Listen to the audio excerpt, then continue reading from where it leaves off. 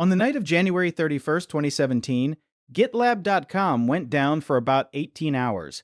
The cause wasn't a hacker or a hardware failure. It was a single command, typed by a tired engineer on the wrong server. That evening, GitLab was dealing with a spike in database load.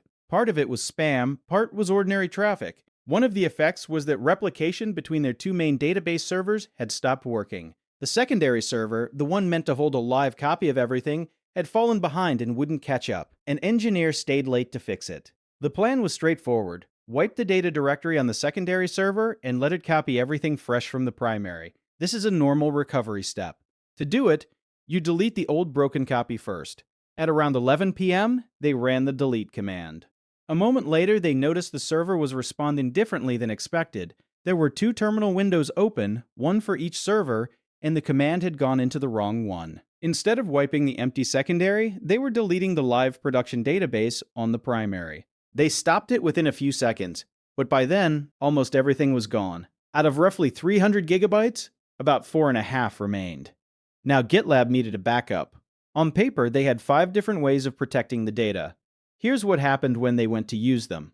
The regular database dumps meant to run every day had been producing empty files for some time. The tool doing the dump was a different version than the database, so it failed quietly and nobody noticed. The alerts about it were being sent to an address that rejected them. The snapshots in their cloud provider weren't enabled for the database servers. The backups to Amazon S3 turned out to be an empty bucket. Another backup process existed but had never been properly set up. 5 layers of protection, and 4 of them didn't work. The 5th was luck. About 6 hours before the incident, an engineer had happened to take a manual snapshot of the database while setting up a staging environment. It wasn't part of any automated system, it was just there. That 6-hour-old copy became the only way back. The recovery took most of the next day, partly because copying the data across their network was slow. When it was done, about 6 hours of data was gone for good. Roughly 5,000 projects, 5,000 comments, and 700 new user accounts created in that window. What made this incident unusual wasn't the mistake.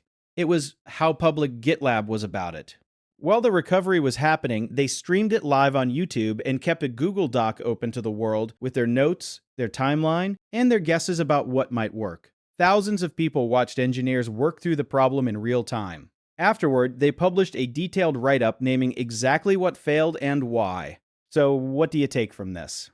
The first lesson is the obvious one, and it's the one teams keep relearning. A backup you have never restored is not really a backup. GitLab had 5 backup methods and only discovered, at the worst possible moment, that 4 were broken. The only way to know a backup works is to actually restore from it, on a schedule. The second is quieter. The engineer who ran the command wasn't careless. They were tired, working late, fixing an urgent problem with 2 nearly identical terminals open. GitLab didn't fire anyone or blame a person. And the third, being honest about the failure, didn't hurt GitLab. If anything, the openness earned them trust. Most companies hide their worst days. GitLab put theirs on the live stream. If you've ever gone looking for a backup and found it empty, you know the feeling. Tell me about it in the comments. And if you want more stories like this one, subscribe. There are plenty more videos to come.